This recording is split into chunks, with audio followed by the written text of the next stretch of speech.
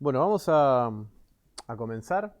Vamos a hacer una oración así como estamos, pidiendo al Señor que el Señor nos guíe. Dios bendito, te damos gracias, Señor, en esta noche por esta nueva oportunidad que tenemos de compartir este momento juntos. Te damos gracias, Señor, porque nos ayudaste a llegar. Gracias por cada uno de estos matrimonios que hoy están aquí. Señor, te damos gracias porque hemos venido a aprender más acerca de lo que tú quieres para nuestra vida, para nuestro matrimonio, para nuestra familia.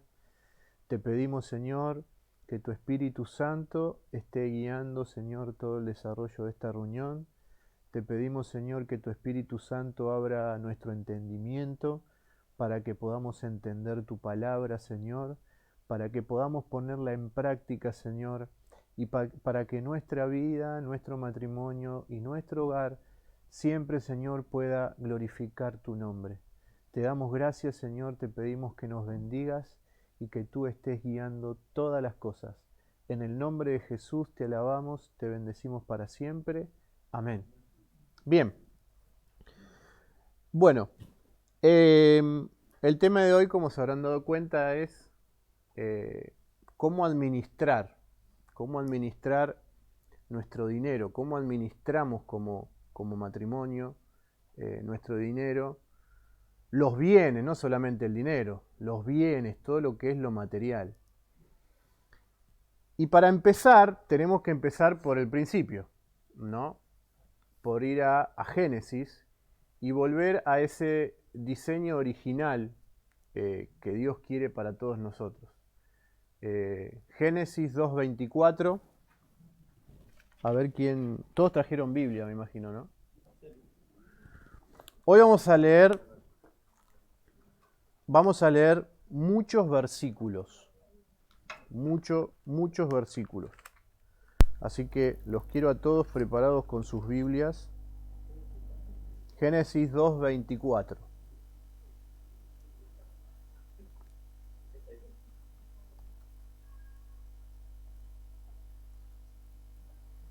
Dice, por tanto, este lo leo yo, pero después van a leer todos. Por tanto, dejará el hombre a su padre y a su madre, y se unirá a su mujer, y serán una sola carne. Y ustedes me preguntarán, ¿qué tiene que ver esto con lo que vamos a hablar? Bueno, tiene mucho que ver. Porque en el matrimonio, ese serán una sola carne, no es solamente para el sexo, es para todo. O sea, ese serán una sola carne es una unidad completa, una unidad de pensamiento, una unidad de acción, es una unidad completa y no está excluido el manejo de nuestro dinero o cómo administramos los bienes que tenemos. No es que está excluido.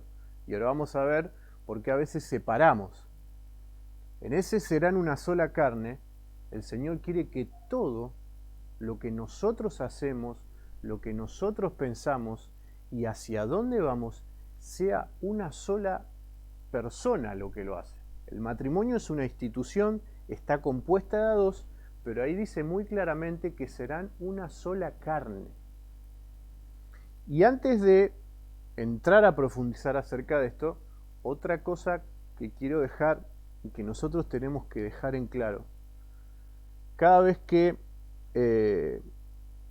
nos reunimos o cada vez que citamos lo que el Señor quiere para nuestro matrimonio y por qué estamos tan preocupados y tan necesitados de reunirnos y de hablar acerca del matrimonio, es porque necesitamos que nuestro matrimonio glorifique a Dios. O sea, nosotros no nos juntamos o no leemos la palabra para ver lo que el Señor quiere para nuestro matrimonio, para que nuestro matrimonio funcione bien, simplemente.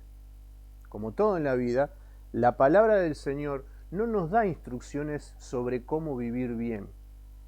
Si nosotros nos reuniríamos para hablar acerca de la palabra, lo que el Señor nos dice acerca del matrimonio, simplemente para que nuestro matrimonio funcione bien, eso sería lo mismo que leer un libro de autoayuda o ir a una terapia de pareja, porque las terapias de pareja, los libros de autoayuda para los matrimonios, es para que el matrimonio funcione bien. Entonces, nosotros lo que buscamos no es simplemente que nuestro matrimonio funcione bien. Lo que nosotros buscamos es que nuestro matrimonio, así como nuestra vida y nuestra familia, glorifique a Dios. Entonces, cuando nosotros vamos a la palabra, nosotros buscamos la instrucción de lo que Dios quiere para nosotros y para nuestro matrimonio a través de la palabra, para que nuestra vida y nuestro matrimonio puntualmente, en este caso, glorifique a Dios. No simplemente para que nos pongamos de acuerdo. Entonces, las dos cosas tienen que ir de la mano. Estar de acuerdo, pero que ese acuerdo glorifique a Dios. Porque podemos ponernos de acuerdo en un montón de cosas, si queremos que todo funcione bien en nuestro matrimonio, pero puede ser que esos acuerdos no sean lo que Dios quiere en su palabra. Entonces, capaz que nos pongamos de acuerdo y estamos contentos y estamos felices, pero no estamos haciendo lo que Dios quiere. Y en última instancia, siempre que busquemos la gloria de Dios, siempre va a funcionar. ¿Se entiende? O sea, siempre que busquemos la gloria de Dios. Esto es como un triángulo. Un triángulo tiene 3 lados, ¿no? Y los 2 lados que están apuntando, apunten hacia un centro, hacia una punta.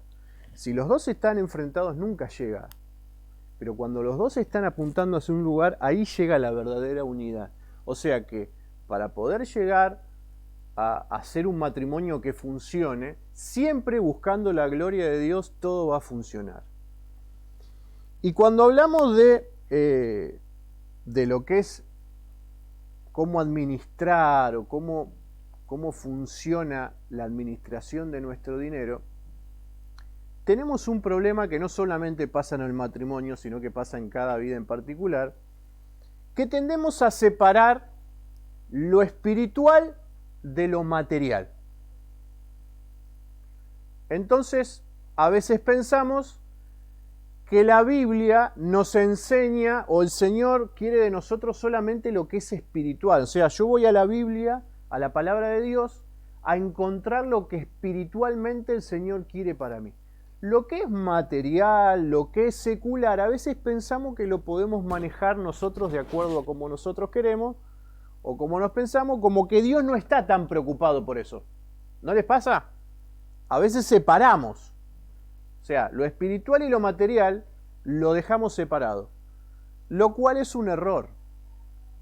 Y pensamos en esa separación que hacemos, que el Señor no le importa cómo nosotros administramos nuestro dinero, que es un asunto nuestro y que yo no voy a glorificar a Dios con la administración de mi dinero. Bueno, hoy vamos a ver que no es así. Que como todas las cosas, el dinero es un asunto espiritual. O sea, esta definición es media polémica. Nuestro trato con el dinero es un asunto espiritual. Esa sería la correcta definición. Nuestro trato con el dinero es un asunto espiritual. Si somos cristianos, toda nuestra vida debe estar bajo la soberanía de Dios. Ahí está la clave. No es que hay áreas de nuestra vida donde Dios no debería intervenir, y intervengo yo, no. Si nuestra vida está entregada a Cristo, si hemos nacido de nuevo y vivimos para Él, todas las áreas de nuestra vida tienen que ser entregadas a Dios. Y eso incluye el dinero. Lo que hacemos con nuestro dinero, esto también es bastante polémico, lo que hacemos con nuestro dinero exalta el Evangelio y es un testimonio de la clase de Dios a quien servimos. O sea, cómo yo en mi trato con el dinero puedo exaltar el Evangelio y puedo exaltar la gloria de Dios por cómo yo me relaciono con el dinero. Nuestro trato con el dinero, dice ahí, glorifica a Dios. ¿De qué manera? Bueno, hay varias maneras. Por ejemplo, a ver, ¿qué les parece a ustedes? ¿En qué sentido puede nuestro trato con el dinero glorificar a Dios? Ayudando, bien. ¿Solo eso? Sí, ofrendando, o sea... ¿Solo eso? Es correcto, obviamente. No derrochar.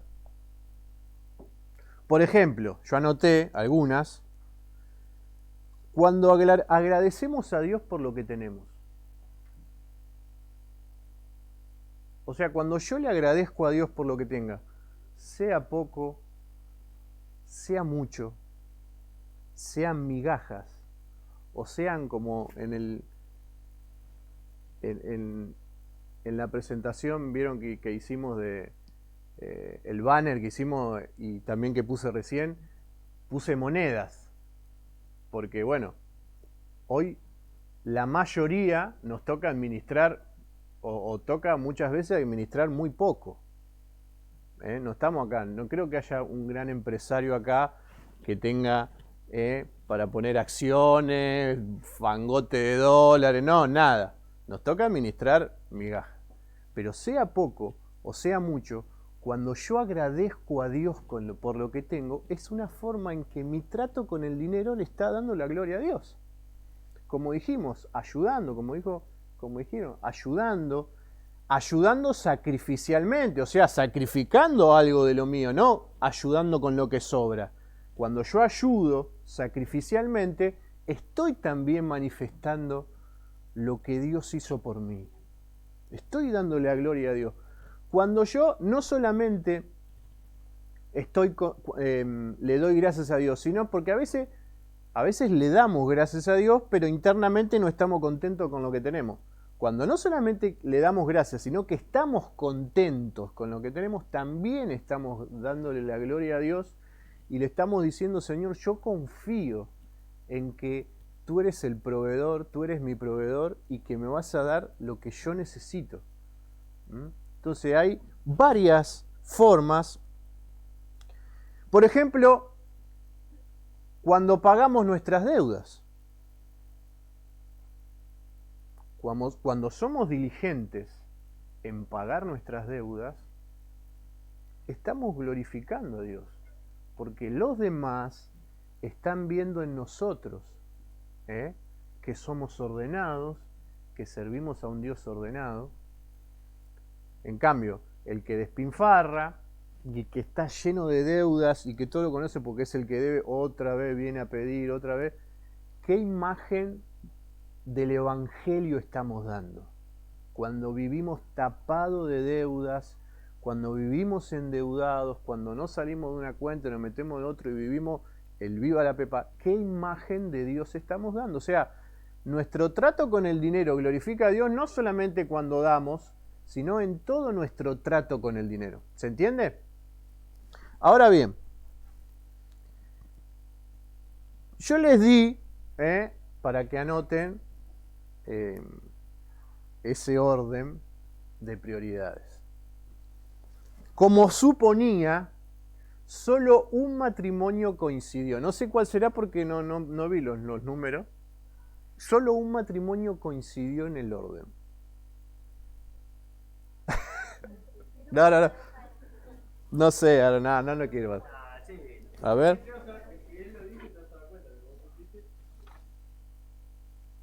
Creo que era el 9. Sí, el 9.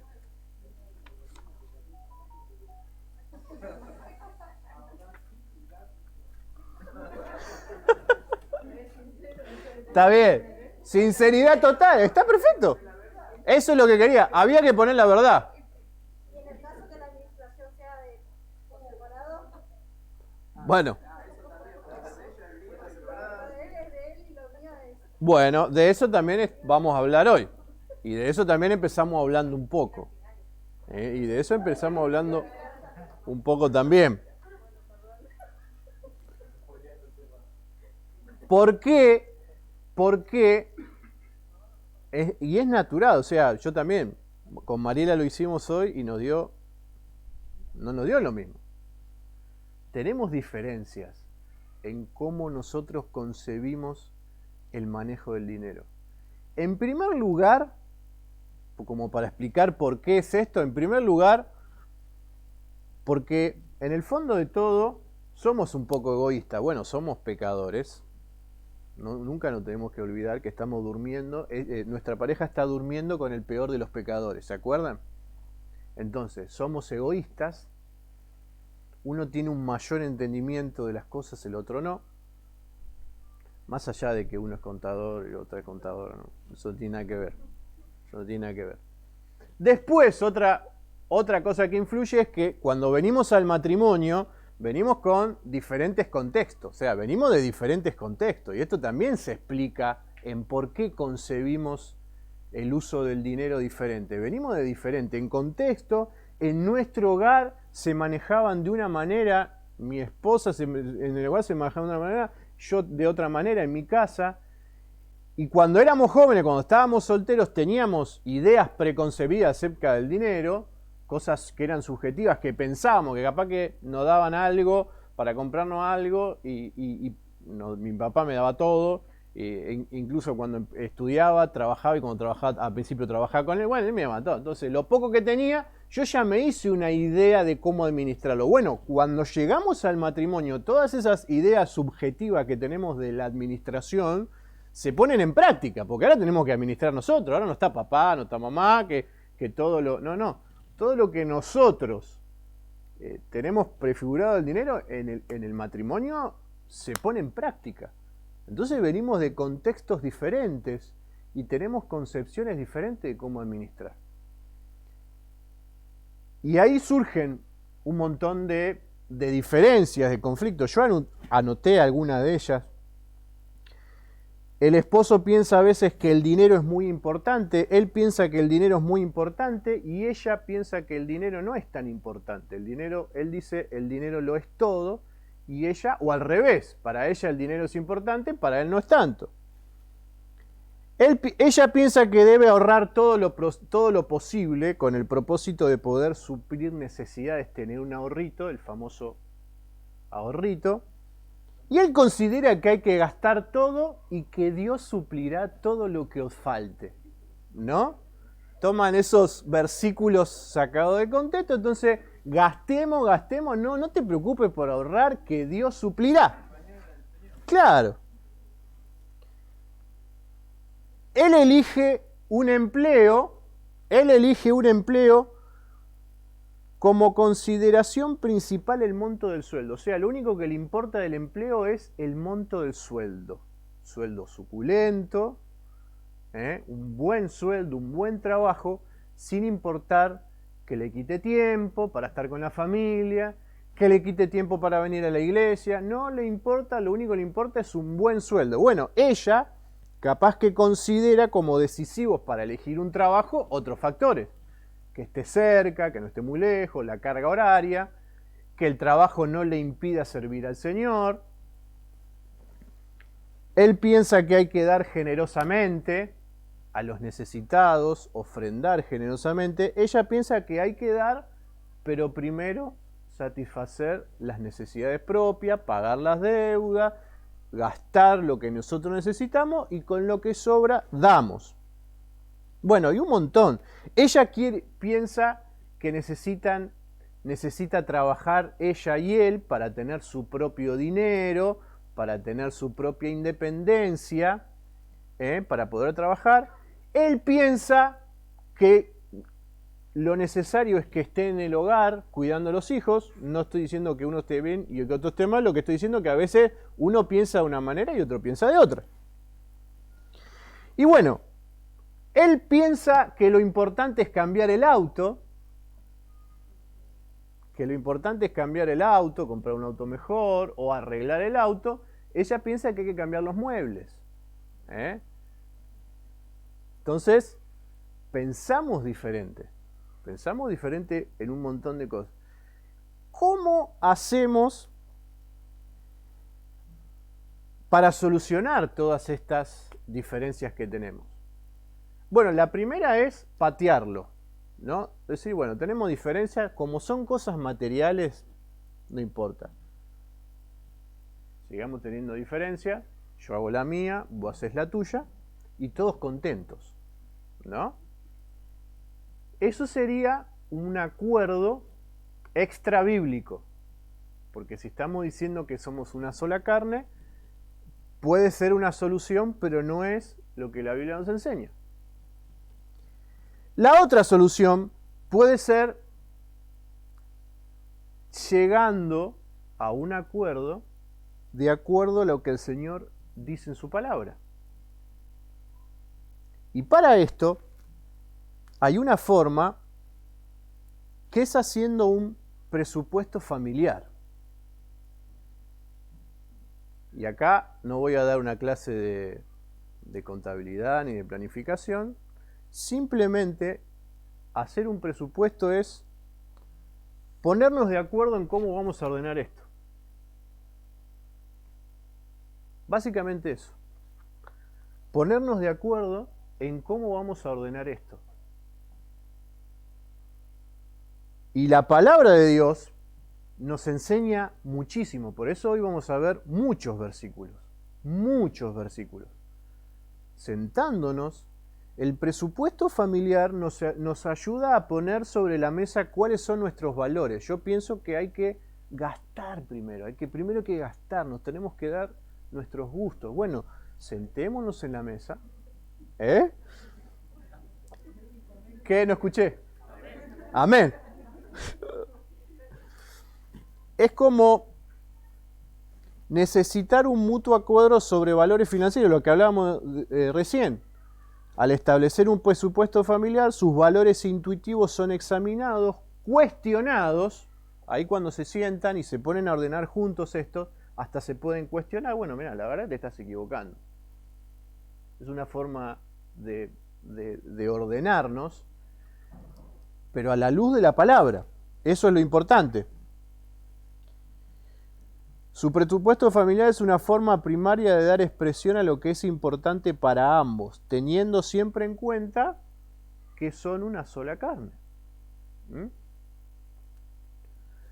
Y ahí dice Proverbios 20:18, los pensamientos, y ahí se está hablando de planes, se refiere a planes, a propósitos, con el consejo se ordenan y con dirección sabia se hace la guerra. Si bien no está este versículo dirigido a un presupuesto familiar, lo que está hablando acerca de lo importante que es en todos los órdenes tener un orden.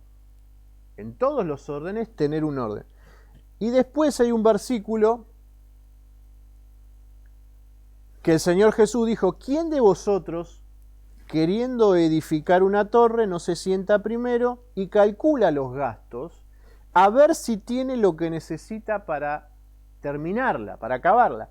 Y ahí no, si bien no se está refiriendo a algo material, no se está refiriendo puntualmente a lo que nosotros el presupuesto familiar, Jesús se está refiriendo a otra cosa, o sea, al costo de seguirlo a Él. Si nosotros vamos a ver el contexto de ese versículo 12:10, se está refiriendo al costo de seguirlo a Él, pero está hablando en cierta medida de ser previsores, de tener una actitud previsora. Por eso hablamos lo importante que es esto del presupuesto.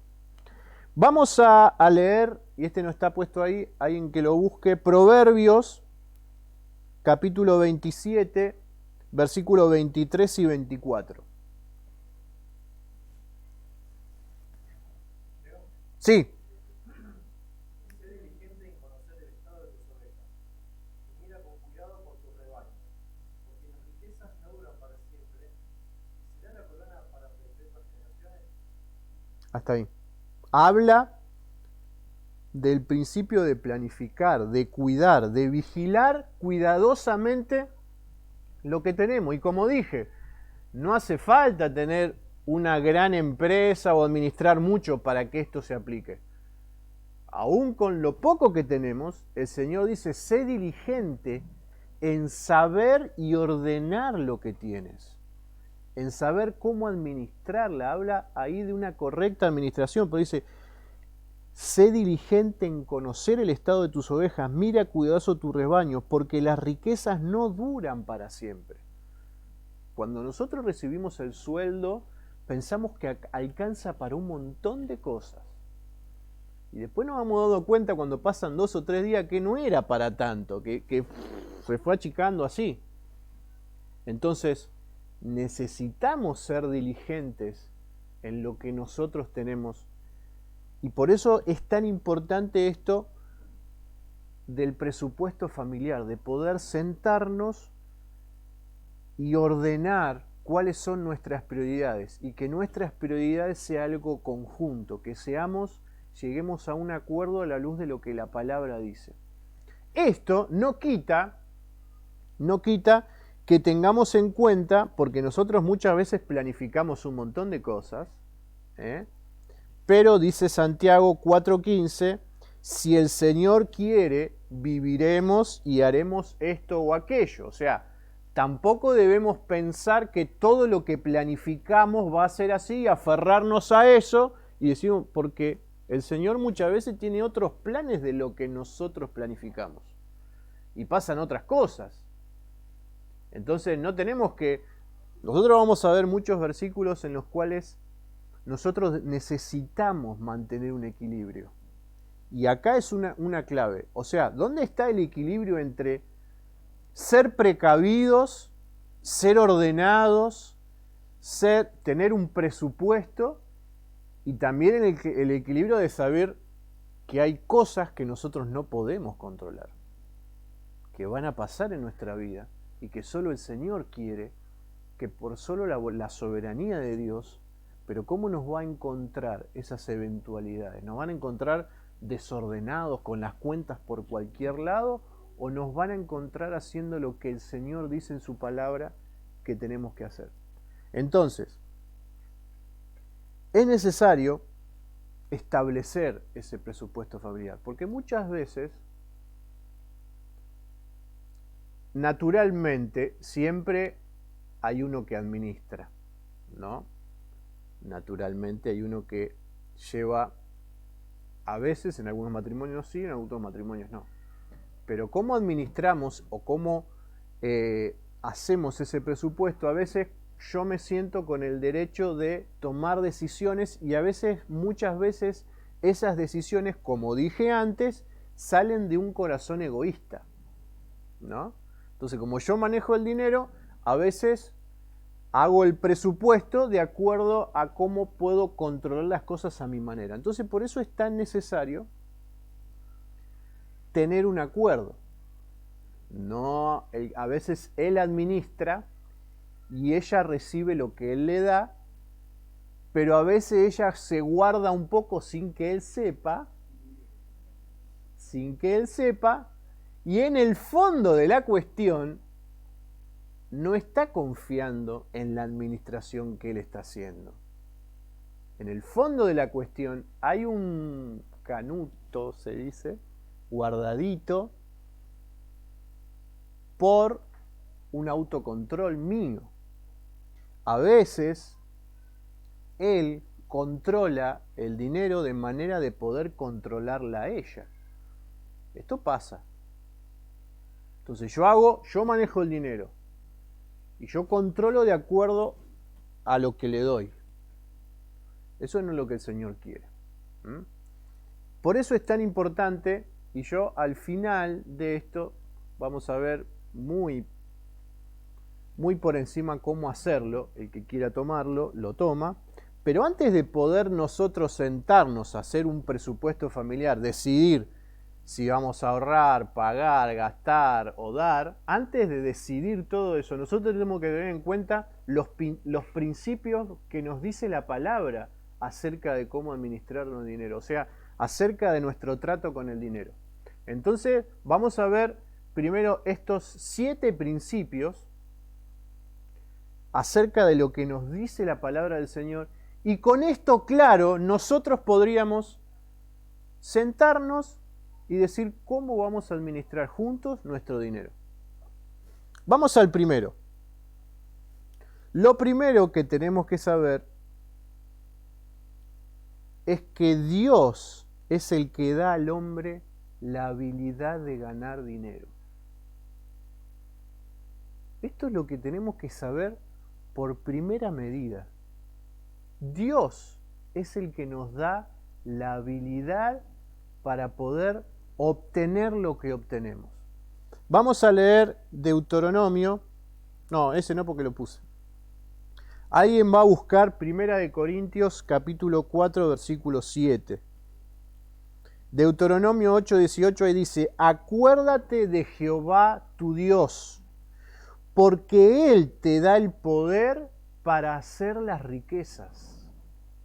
Él te da el poder. A veces nosotros pensamos que lo que tenemos, lo tenemos por nuestra habilidad, porque somos muy buenos en los negocios, porque somos muy hábiles, porque nos gusta trabajar. Entonces, como me gusta trabajar, lo que tengo, lo tengo. Y pensamos que todo depende de nosotros. Pero ¿somos conscientes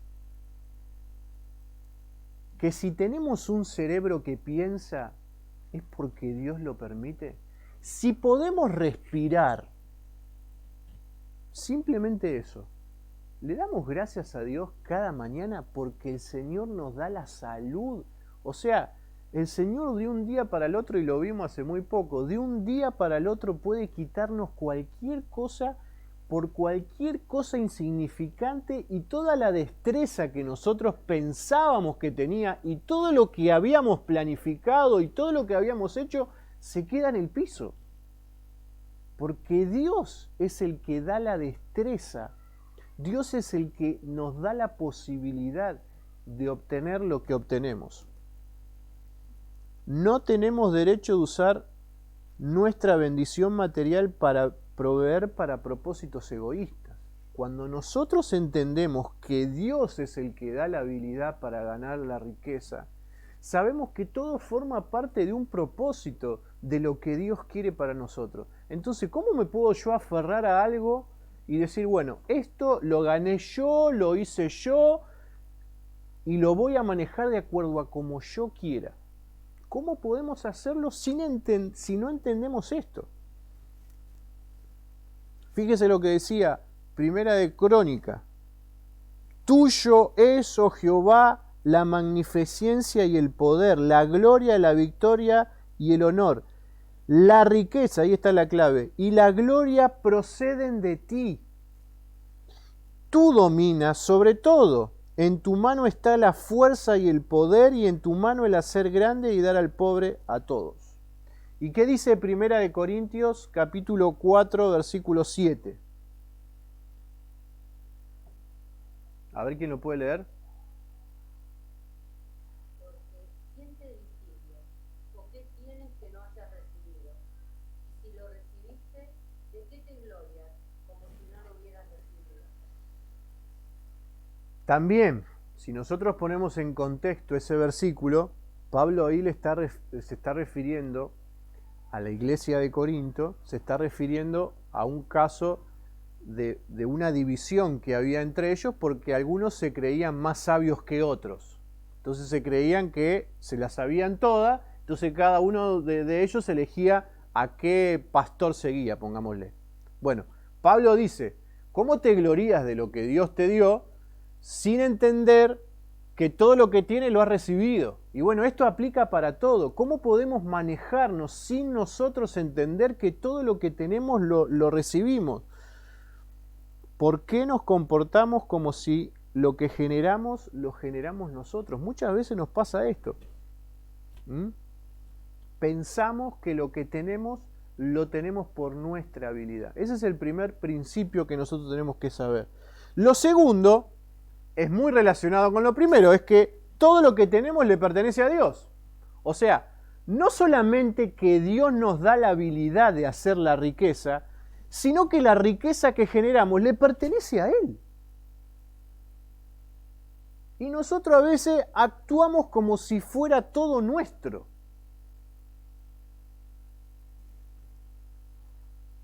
Salmo 24:1 dice: de Jehová es la tierra y su plenitud, el mundo y los que en él habitan. O sea, si estoy en la tierra, si estoy en el mundo y si mis cosas, muchas gracias, y si mis cosas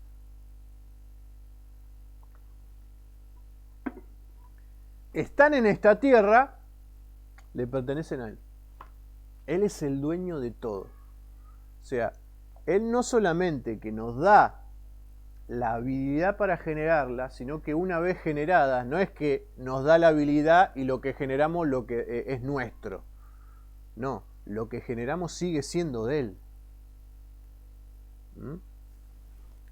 Primera de Crónicas, vamos a buscar, capítulo 29,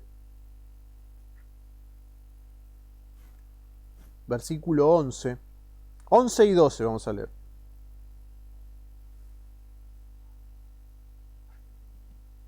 Perdón, Primera de Crónicas, sí, 29, ¿dije bien? 11 y 12. Vamos, el 11 y 12 ya lo leímos, vamos a leer el 13 y el 14.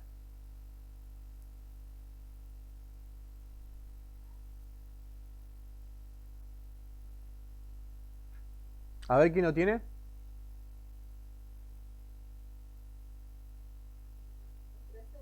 Sí, sí, sí. Oh Dios nuestro, te damos gracias y alabamos tu glorioso nombre. Pero ¿quién soy yo y quién es mi pueblo para que podamos darte algo a ti?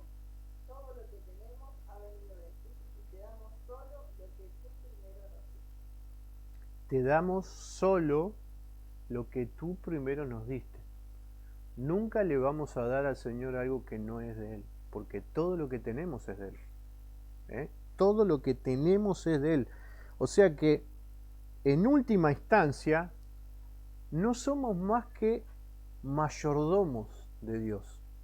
Somos administradores. Nunca somos dueños.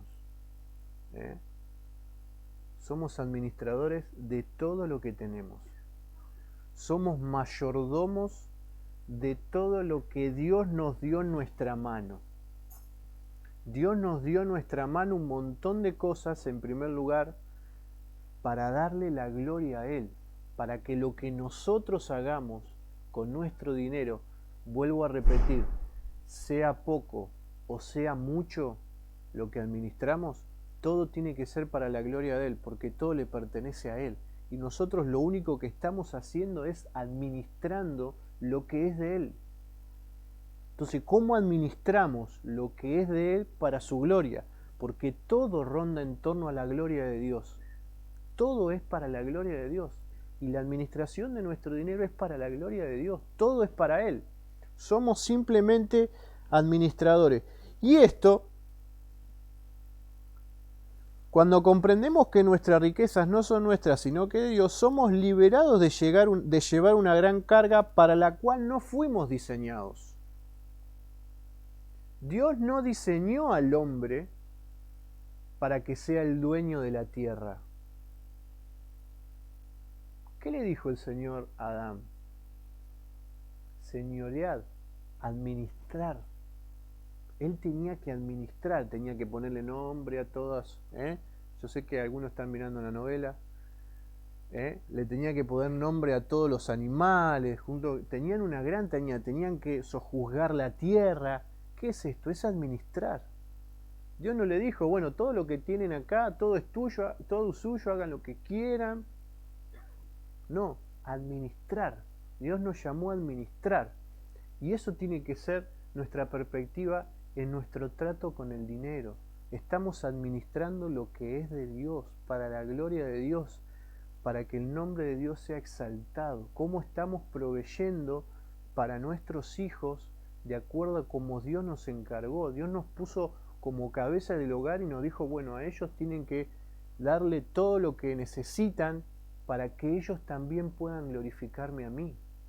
Todo torna en cuanto a la gloria de Dios. Hay un libro de John Piper que se llama Deseando a Dios, y él hace una analogía, una ilustración de un hombre que entra a una galería de arte.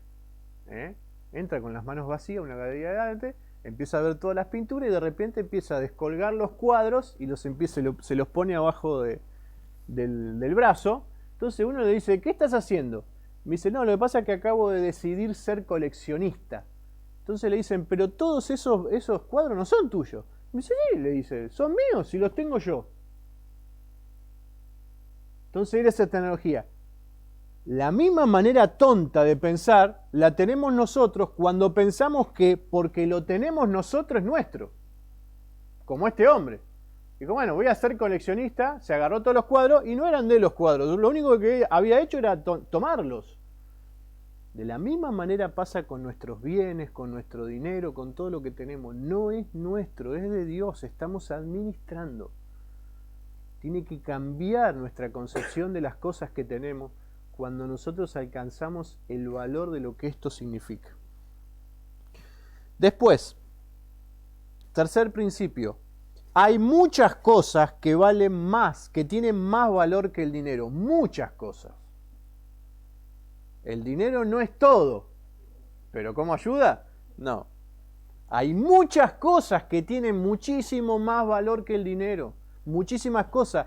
Y cuando nosotros vamos a hacer, a ponernos de acuerdo en el trato que nosotros le vamos a dar a nuestro empleo, a nuestro dinero, a dónde vamos a trabajar, y cuando nosotros pensamos que lo único que importa es tener, o cuando tengo que elegir un trabajo, tengo que elegir el trabajo mejor remunerado, el mejor, nosotros tenemos que entender que hay muchísimas cosas más importantes que el dinero. Eso es lo que dice el Señor en su palabra. Mateo, vamos a leer Mateo 16, 26. Lucas, ahí dice, 12:15 dice, la vida del hombre no consiste en la abundancia de bienes que posee. Esto es fundamental que lo sepamos. La vida del hombre no consiste en los bienes que posee. No está ahí nuestra valía, no está ahí nuestro valor, no. ¿Qué dice Mateo 16:26? Sí. Bueno, vos lees Proverbio 15:16. Porque ¿qué aprovechará el hombre si ganare todo el mundo y perdiere su alma? ¿O qué recompensa dará el hombre por su alma? Ahí está. Y nosotros vivimos en un mundo en donde a la gente se la evalúa por lo que posee, por lo que tiene. Las personas se hacen famosas y son reconocidas a medida que tienen más. Cuanto más tienen, más conocimiento. Bueno, el Señor dice, la vida del hombre no consiste. ¿Qué aprovechará el hombre si ganare todo el mundo y perdiere su alma? ¿Qué recompensa tendrá? O sea, ¿qué tan importante puede ser acumular y acumular si su alma no tiene ningún provecho de Dios? A ver, Proverbio, busquen las otras citas, vayan buscando las que hay ahí. Hay quien, Proverbio 15, 16 y 17. Sí. Más vale tener poco con el temor del Señor que tener grandes tesoros y vivir llenos de bienes. Un plato de verduras con alguien que amas es mejor que carne asada con alguien que odias. Mejor es lo poco con el temor de Jehová que gran tesoro. O sea, si yo pienso que lo más importante es tener dinero, que el dinero es lo más importante, estoy desconociendo qué es lo más importante. Lo más importante es el temor de Dios. Fíjense cuántas cosas hay mucho más importante que el dinero. A ver, ¿quién tiene Proverbio 16, 16?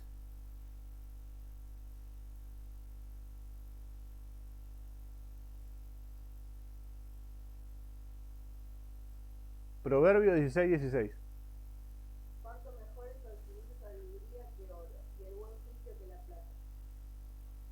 Mucho más importante la sabiduría de Dios, la sabiduría que viene del cielo, la sabiduría en conocerlo a Él. Mucho, dice el Señor, mucho, pero mucho más importante que la plata, que el oro. Fíjense cuántas cosas hay más importantes que el dinero. Jeremías 9, 23 y 24 dice, no se alabe el rico en su riqueza, mas alábese en esto el que se hubiere de alabar, en entenderme y conocerme que yo soy Jehová, que hago misericordia, juicio y justicia en la tierra, porque estas cosas quiero, dice Jehová. No se alabe el rico en su riqueza. Mucho más importante que estén preocupados en tener dinero es que estén preocupados en conocerme a mí. Entonces, cuando nosotros como matrimonio nos vamos a sentar para ver cuáles son nuestras prioridades, qué trabajo vamos a hacer o qué trabajo vamos a elegir, no podemos poner en primer lugar el dinero o lo suculento de un sueldo, porque lo más importante tiene que ser conocer a Dios y buscar a Dios. ¿Cuántas personas conocemos que no se congregan y que se olvidaron del Señor por causa de su trabajo? Dios no te va a bendecir nunca con un trabajo que te impida servirlo a Él. Nunca. Nunca podemos tener un empleo en el que nos ocupe todo el tiempo que servimos a Dios y decir que eso es bendición de Dios. No es bendición de Dios. Porque si Dios nos está diciendo en su palabra que lo más importante es conocerlo a Él, ¿cómo me va a dar un trabajo que me quite tiempo para conocerlo a Él? ¿Qué se va a contradecir Dios? No. Hay muchas cosas que son más importantes que el dinero, muchísimas cosas. Bien, seguimos. Cuarto, la codicia, la disconformidad y la preocupación por cosas materiales no es que simplemente están mal, son pecados. La codicia, como dice ahí, la codicia, la disconformidad y la preocupación por cosas materiales son pecados. Y ahí busqué la definición de codicia y de avaricia, para que sepamos bien de qué se trata. Codicia es el deseo desmedido de poseer muchas cosas, especialmente bienes, riquezas o bienes.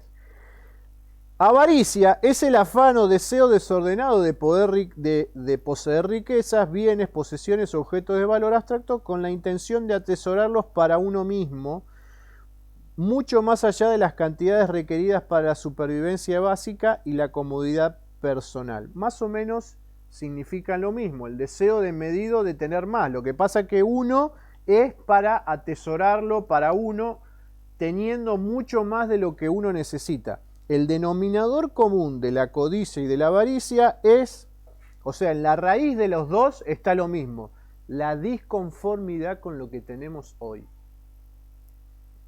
Yo puedo ser codicioso o puedo ser avaro, codicioso en querer tener más, avaro en decir todo esto es para mí, todo esto es para mí, no lo comparto con nadie. En las dos, el deseo es querer tener más. En los dos la raíz es, Dios, no estoy conforme con lo que tengo. Y esto no tiene nada que ver con no querer, no significa no desear progresar. No. Es diferente, se está refiriendo al Señor, no alcanzo la felicidad con esto que tengo. Voy a ser feliz cuando pueda tener esta casa que es más grande. Ahora no puedo ser feliz. Con esta casa que estamos todo apretado, todo, ¿no? Acá no puedo ser feliz porque estoy alquilando. Cuando yo sea dueño y propietario de mi casa, ahí voy a ser feliz.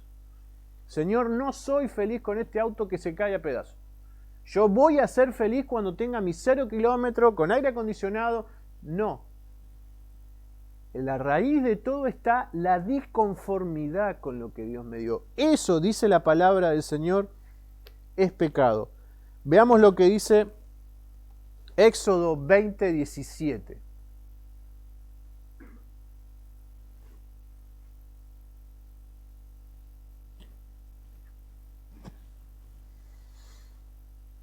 A ver quién lo tiene. No codiciarás la casa de tu prójimo, ni codiciarás la mujer de tu prójimo, ni su siervo, ni su criada, ni su buey, ni su asno, ni cosa alguna de tu prójimo. Bien. Siempre nos quedamos con la mujer, nos parece escandaloso eso, pero acá hay muchas cosas. Dice, ni el buey, ni el asno, ninguna cosa de tu prójimo codiciarás. Como diciendo, qué bien, mirá si yo tuviera eso. Qué feliz que sería si tuviera esa casa. Eso es codiciar. Eso es codiciar y eso es pecado. Dice Colosenses 3:5, haced pues morir lo terrenal en vosotros, fornicación, impureza, y abre una lista y dice, y avaricia, que es idolatría. O sea, es idolatría. ¿Por qué dice que es idolatría? Porque estamos teniendo otro Dios cuando no estamos conforme con lo que Dios nos da. Estamos diciéndole, Dios, no estás haciendo las cosas bien conmigo. Cuando vivimos anhelando lo que no tenemos. Dice Hebreos 13:5, sea vuestras costumbres sin avaricia, contentos, conformes con lo que tenéis. Lucas 12:5, el Señor dice, guardaos de toda avaricia. O sea, muy claramente el Señor dice que no estar conforme, la disconformidad es pecado. Siguiente punto, 5. Dios espera que utilicemos plenamente la fuerza y las capacidades que Él nos ha dado en un trabajo duro y honesto. O sea, el principio bíblico es que tenemos que trabajar.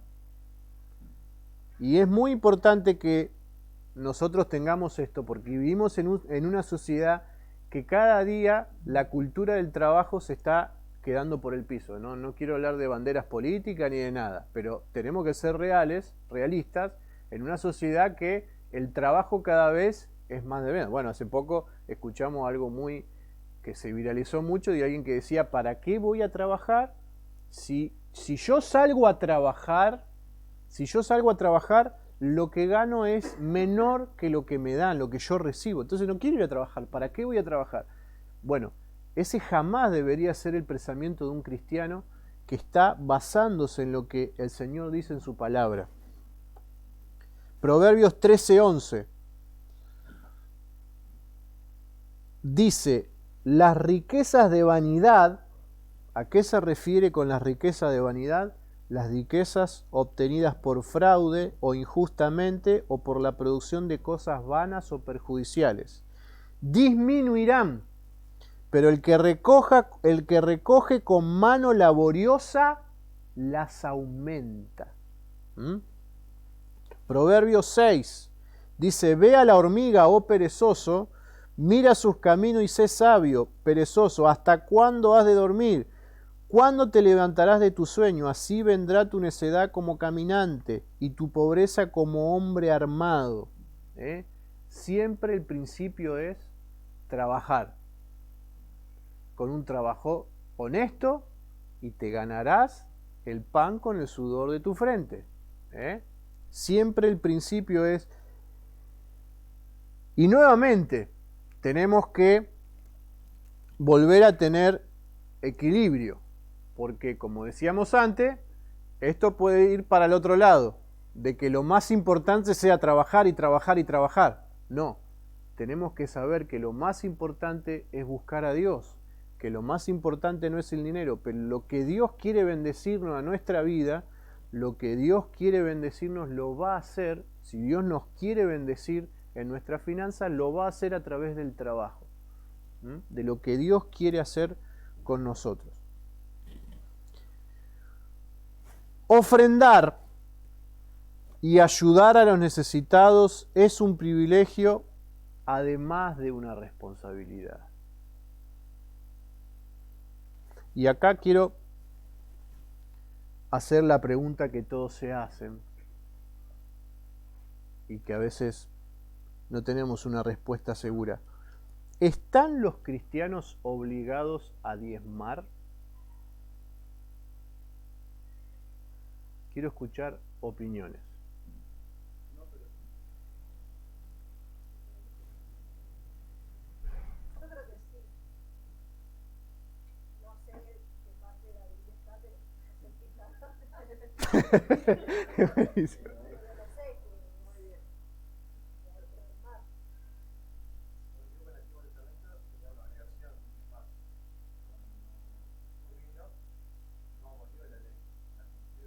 Escuchó las predicaciones.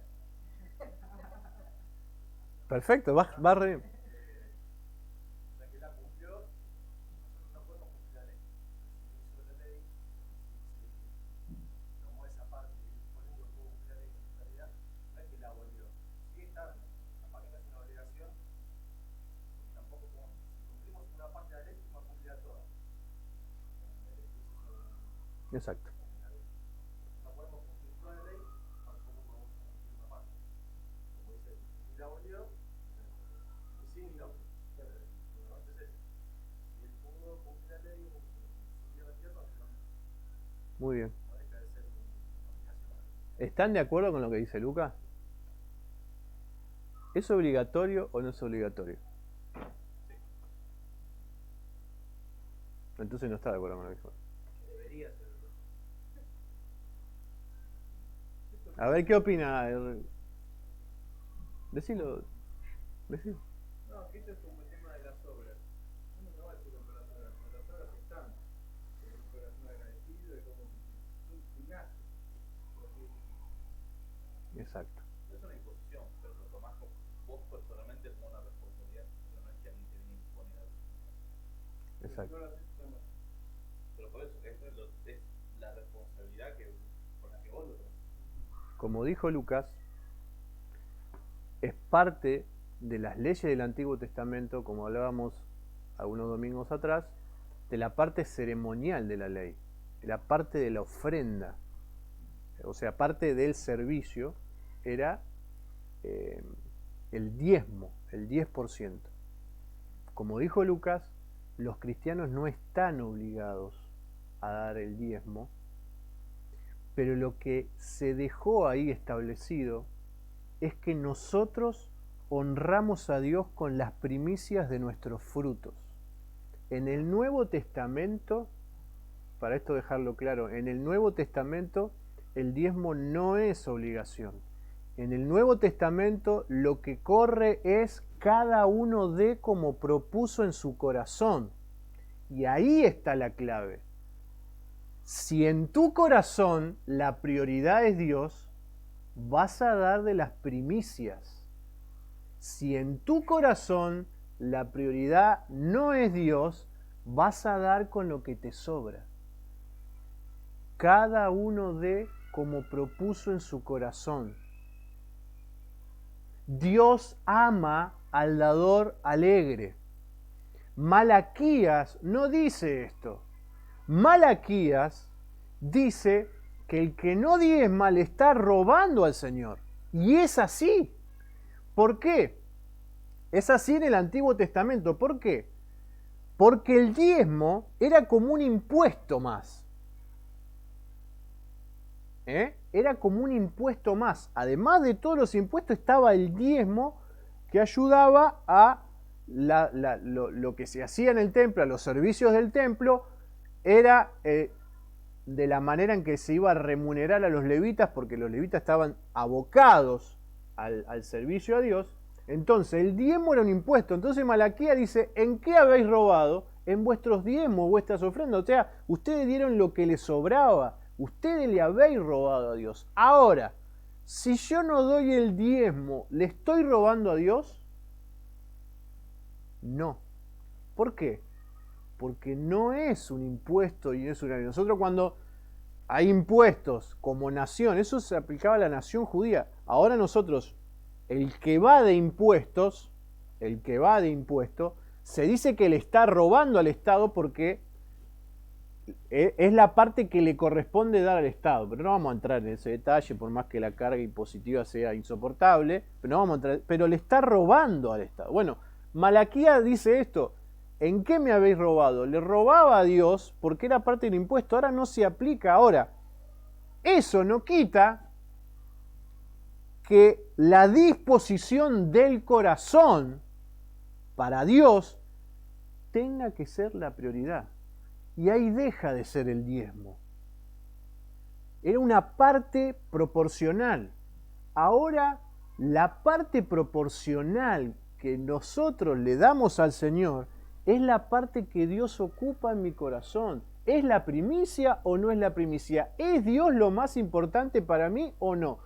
Hay muchas maneras de demostrar que Dios es lo más importante para mí. Una es el dinero. Una de todas esas es el dinero. La ofrenda es como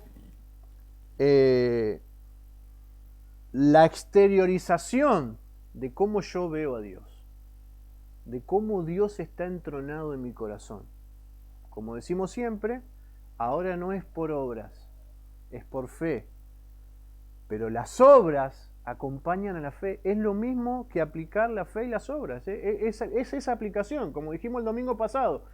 No podemos poner el carro delante del caballo. O sea, no podemos decir, bueno, si yo diezmo, estoy cumpliendo con lo que el Señor pide y ya estoy bien. No. La única forma de ser acepto delante de Dios no es ni con el diezmo, ni con tus obras, ni viniendo a la iglesia, nada de eso. La única forma de ser acepto delante de Dios es por fe, solo por fe y nada más que por fe. Pero las obras acompañan a la fe. Y lo mismo aplica en este caso. ¿Se entiende?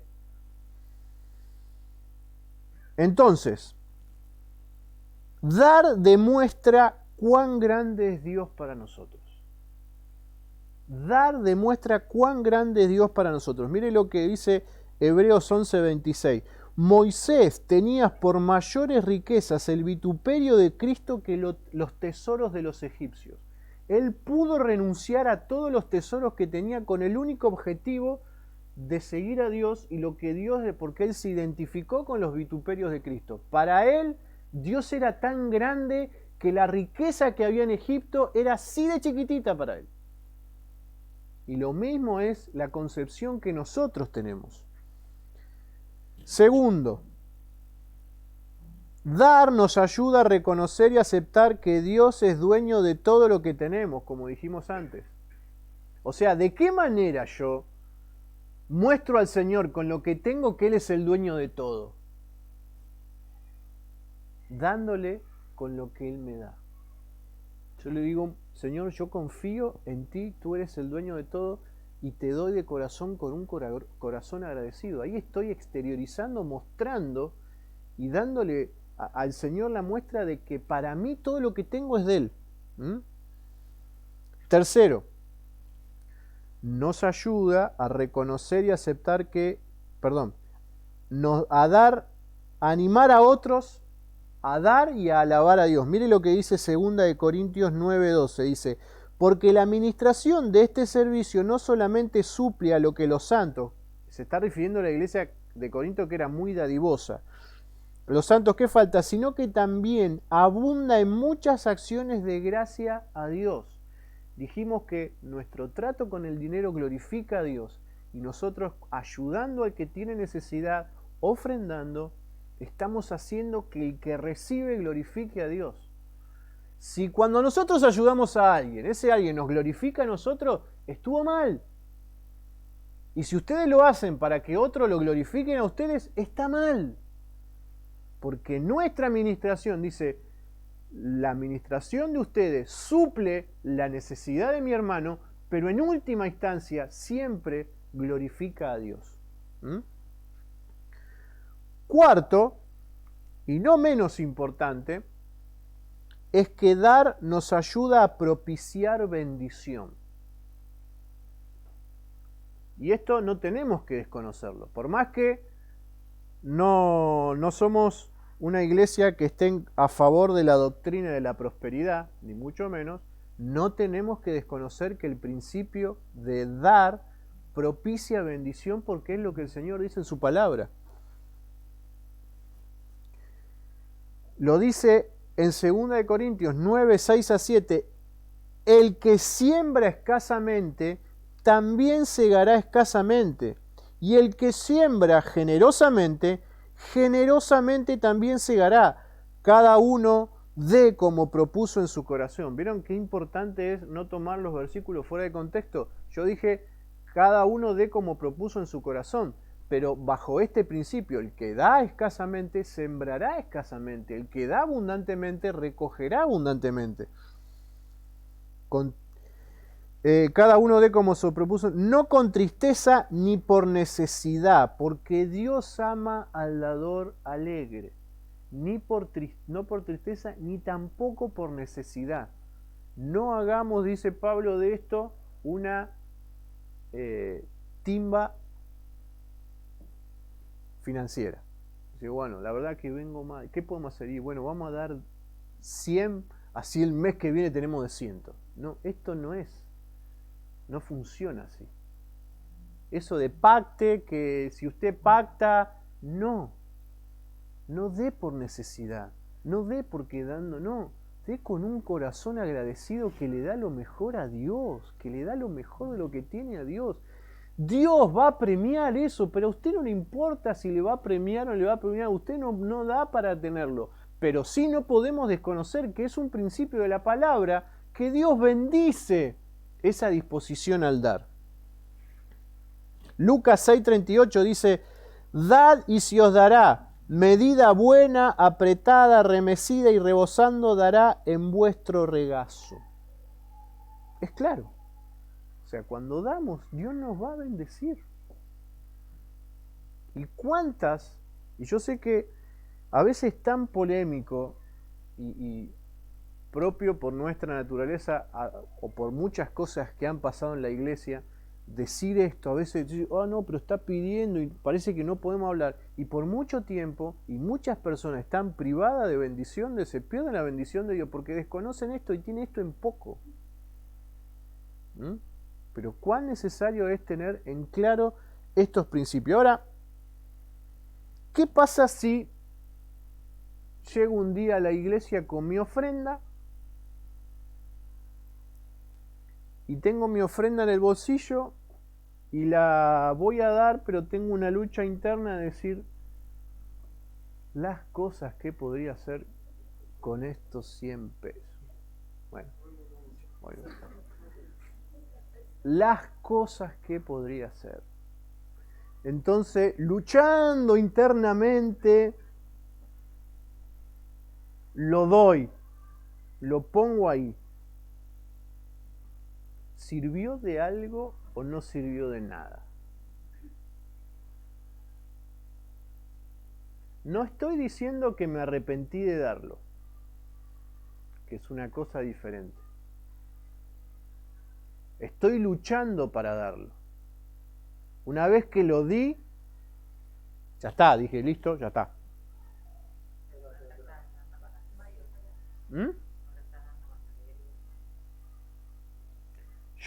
Opinión personal, está mal, pero no está tan mal. O sea, está mal que yo siempre dé así. Está mal. Está mal que yo siempre cuando venga decir, pero al final entendido que está bueno, toma, Dios, ya está. Y pusiste en la ofrenda, sí, puse en la ofrenda, pero eso está mal. Ahora, si yo siempre ofrendo de esta manera, error terrible, tengo que revisar mi corazón porque mis prioridades están todas desordenadas. Ahora, si una vez yo luchando internamente como pecadores que somos, tuve una lucha interna con dar o no dar y lo di, en cierta medida, eso que di fue un acto de fe. Porque yo estoy diciendo, Señor, yo pienso que con este dinero podría hacer algo mejor. Pero ¿sabe qué? Lo voy a dejar en tus manos. No estoy diciendo que se arrepienta, estoy diciendo que está luchando internamente para darlo.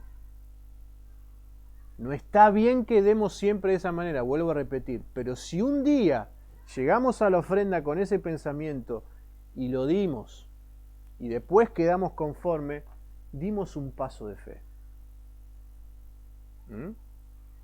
Vuelvo a repetir, no hay que dar de esa manera. Es un caso eventual.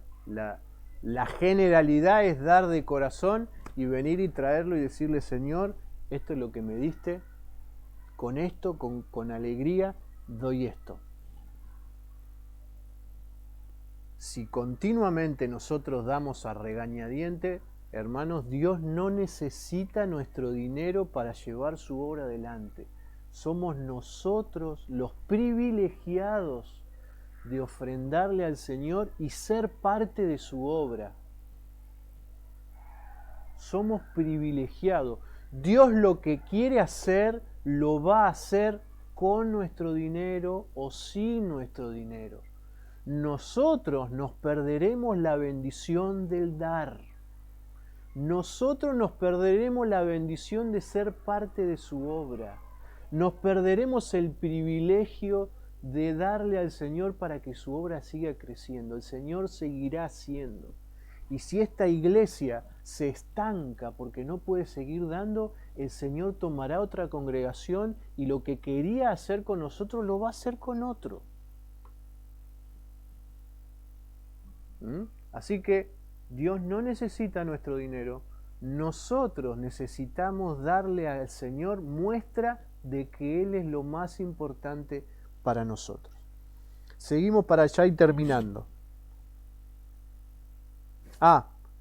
Fíjense la comparación que hace Pablo, la ilustración que hace Pablo en 2 Corintios 8:9. Dice, abundar también en esta gracia, que por su amor Jesucristo a vosotros se hizo pobre siendo rico. Pablo dice, por amor a vosotros, o sea, ustedes están dando de lo que ustedes tienen y los alaba por eso, identificándose con Dios que por darlos todo, con Cristo, que por darnos todos a nosotros, se hizo pobre para que nosotros seamos ricos. Si bien, nuevamente, es un término espiritual, eso se está refiriendo a que Dios dio todo para que nosotros seamos salvos, pero lo está llevando a una comparación material de decir, el Señor lo dio todo por nosotros para que nosotros seamos ricos. ¿Cómo nosotros? Con lo poco que tenemos pensamos que nos vamos a hacer ricos dejando de darle a Él. Si Él dio todo por nosotros para que seamos ricos. Bien, 7. Eran 8, no 7, perdón. Es prudente ahorrar para planear el futuro, según lo que la palabra del Señor nos dice. Vamos a verlo rápidamente, así ya vamos terminando. Nuevamente ese versículo, ve a la hormiga, oh perezoso, mira sus caminos y sé sabio, prepara en el verano su comida y recoge en el tiempo de su siega su mantenimiento. Es prudente la hormiga. Cuando tiene, no despilfarra todo. Guarda para los momentos. Y estamos hablando de un ahorro. No es que un ahorro para hacer luego grandes inversiones, porque acá no estamos viendo a grandes inversionistas. Pero sí tener un ahorro previsor, que se llama, acá lo que habla, un ahorro previsor para eventualidades, para urgencias, para no tener que andar desesperado por la vida cuando surgió algo. ¿Qué hacemos ahora? Ser previsor cuando tenemos la posibilidad de tener, no despilfarrar todo. Tesoro precioso y aceite hay en la casa del sabio, mas el hombre insensato todo lo disipa. Habla del buen sabio que sabe almacenar, que sabe cuidar, que sabe ser previsor. Ahí se ríe, que sabe ser previsor, que no despilfarra todo lo que tiene.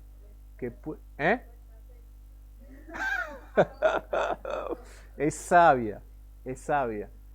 Es de sabios saber ahorrar y estar preparado. Bueno, tenemos el ejemplo de José.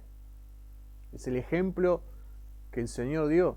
José vio que en la época de las vacas gordas no había que despilfarrar todo porque se venía en la época de las vacas flacas. Bueno, nosotros vivimos en un mundo caído. Y tenemos que saber que si hoy tenemos algo, no siempre lo vamos a tener. Entonces tenemos que ser previsores para mirar hacia el futuro, en lo que viene. Así que es prudente planificar y ahorrar por el futuro. No obstante, también, nuevamente, es posible pecar en el proceso. Nuevamente el equilibrio. Porque el Señor también dijo en Lucas 12:32, necio, esta noche viene a pedirte tu alma y lo que has provisto, ¿de quién será? O sea, si yo confío ahora en el ahorro que tengo, si yo me siento confiado porque tengo mucho o poco, porque tengo un ahorro, y estoy tranquilo, no pasa nada, y mi confianza está puesto ahí, el Señor te dice, necio, no estás confiando en Dios, confiando en tu ahorro, en tu reserva, en tu provisión. También tenemos que buscar el equilibrio ahí. Si bien es prudente poder hacerlo, no significa que tenemos que excedernos en eso. Y por último, debemos vivir dentro de nuestros ingresos y no caer en deudas imposibles de pagar. Y también la palabra del Señor nos habla mucho de esto. Mucho de esto. ¿Está mal pedir prestado? O sea, de acuerdo a la palabra, ¿pedir prestado está mal?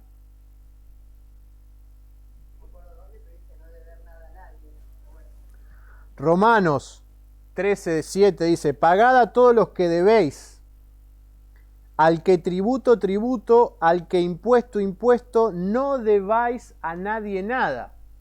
No dice no contraigas deudas. ¿Está mal tener deuda? Si la vas a devolver, no está mal. Yo te digo, che, dame 2 lucas que el martes te la doy. Si el martes no te la doy, está todo bien. Si pasó 20 días y no te la di, ahí está mal. El Señor dice también, proverbio, el rico se enseñorea de los pobres y el que toma prestado es siervo del que presta.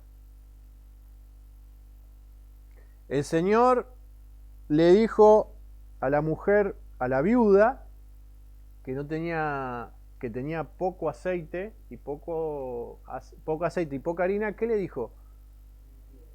Pide prestado.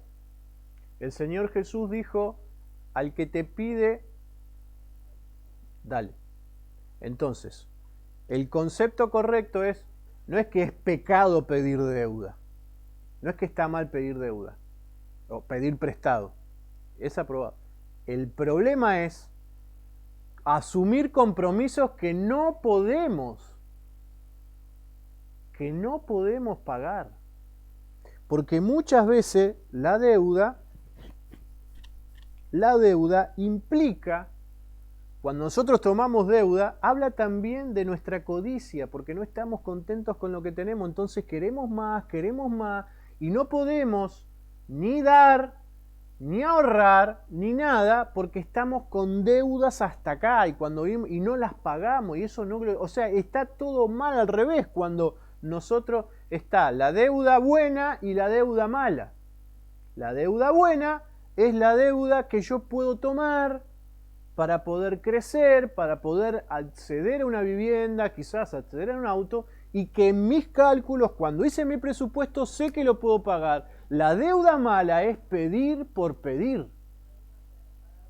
Exacto, deuda para pagar deudas, sin considerar los intereses, sin saber, ¿sí? Decir, bueno, tengo esta deuda, ¿la puedo pagar? No es solamente la puedo pagar. ¿Qué análisis estoy haciendo de la parte que estoy pagando de la deuda y de la parte que estoy financiando un montón de intereses para que se enriquezca otro?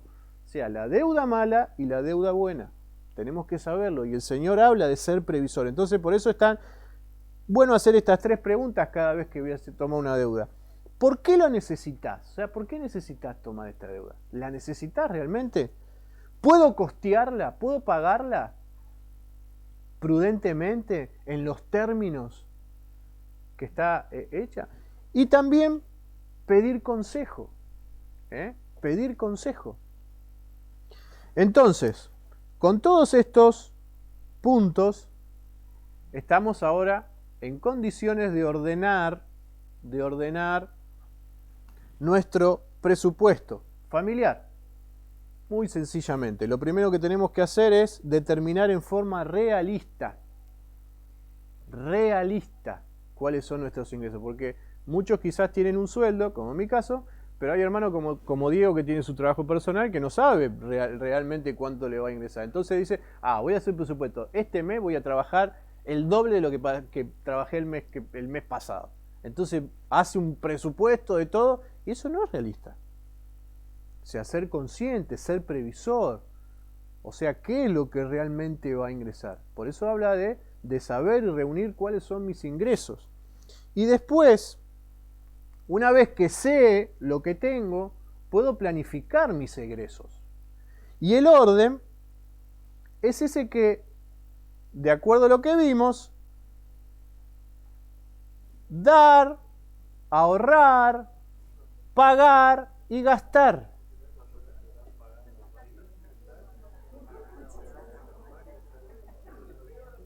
Muy bien, Diego, mirá, no estaba.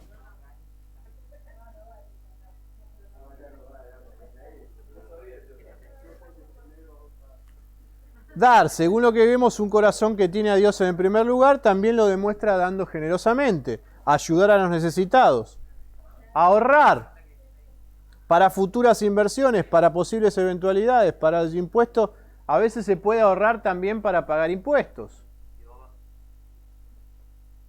¿Cómo se hace? Ahí dice, sume todos los impuestos que tendrá que pagar en el año, divídalo por 12 y le va a decir lo que necesita cada mes para sus impuestos. Entonces usted puede al principio del año guardarse todo lo que va a pagar de impuestos y tenerlo presupuestado. Pagar. La lista cada vez es más enorme. Tenemos cosas que pagar que sabemos que todos los meses van a ser fijas, aunque van aumentando, pero que sabemos todos los meses que van a estar. Tenemos que hacer una lista de cuáles son las cosas que tenemos que pagar. No decir, cierto que tenía que pagar esto. Cierto, no. Usted tiene que tener anotado, si quiere ser previsor, todas las deudas, todas las cosas que hay que pagar. Ahí están. Bueno, cada uno tendrá el alquiler, la compra por la compra de una vivienda, electricidad, agua, luz, teléfono, creo que todo lo tenemos. La cuota del colegio. Los gastos del automóvil y su mantenimiento, ¿cuánto gastamos? Si no podemos hacer un número de cuánto implica esto, también es un montón.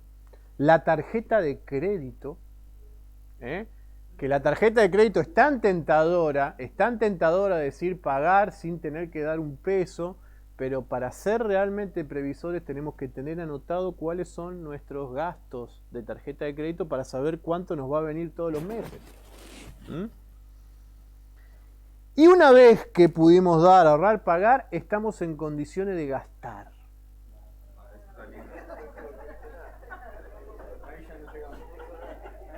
Pero el tema no termina acá. Por eso, porque uno puede decir, pero hay que ser realistas y en el tiempo que estamos viviendo es muy difícil ahorrar. Cada vez es más difícil. Entonces, lo que tendremos que hacer todos los meses es comparar, porque todavía no se desarrolló el mes, yo estoy presupuestando, yo estoy empezando el mes. Dice, comparar el total de los ingresos con el total de las salidas. Si las salidas son mayores que los ingresos, debo planificar cómo voy a hacer para equilibrarlos.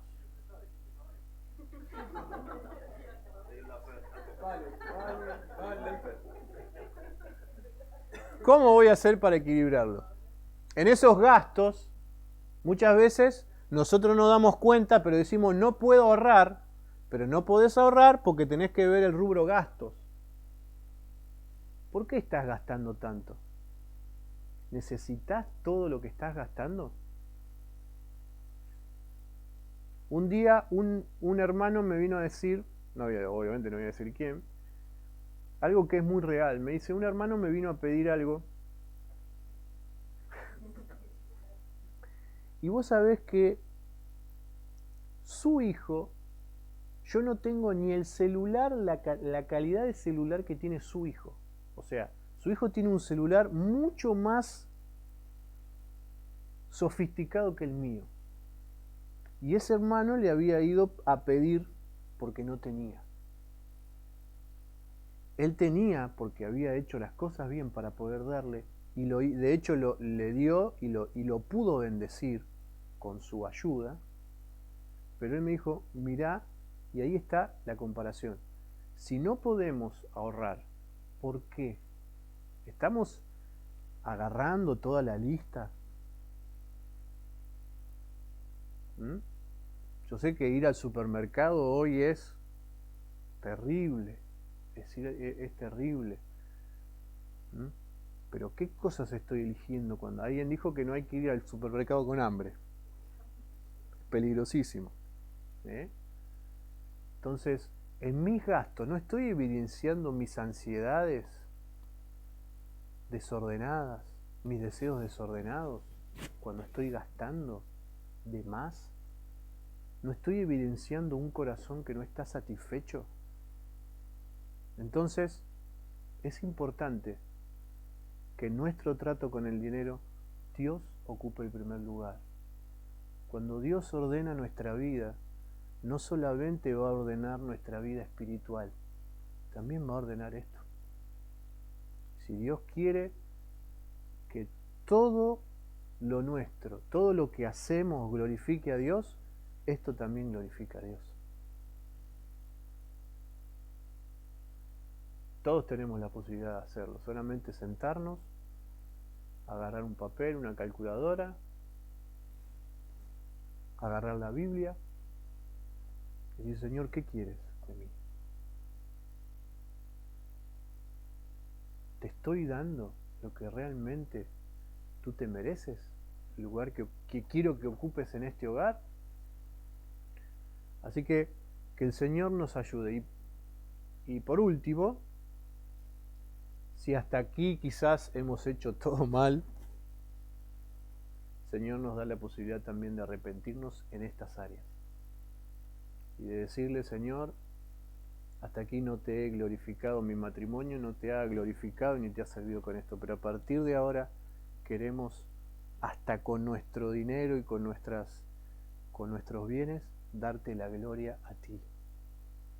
Ser tus hijos, reflejar en este mundo la gloria de un hijo de Dios que tiene sus cuentas ordenadas. Ni mucho, lo importante no es lo mucho, ni lo poco, sino tenerlo ordenado. Amén.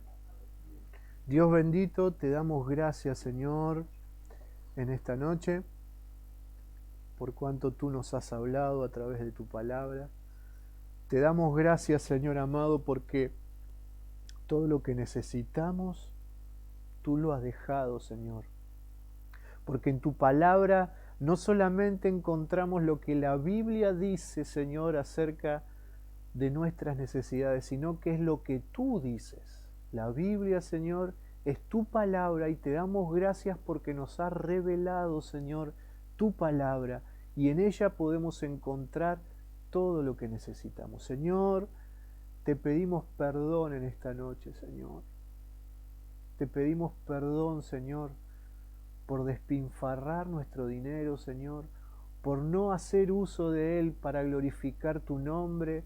Te pedimos perdón, Señor, si lo hemos usado por deseos egoístas, por deseos desenfrenados. Señor, te pedimos perdón, Señor, porque somos pecadores y hasta cuando usamos el dinero, Señor, expresamos lo pecadores que somos. Te pedimos que nos perdones también en esta área y que nos bendiga, Señor. Queremos que en nuestro hogar toda sea la gloria, toda para ti, Señor amado. Te damos gracias por lo que tenemos. A partir de ahora, Señor, queremos darte gracias cada mañana por lo que tú nos das, sea poco, sea mucho, Señor, es lo que tú nos has querido dar y con eso estamos conformes porque tú eres nuestro proveedor. Señor, te pedimos que nos ayudes a poder tener entendimiento, a tener sabiduría, a tener prudencia.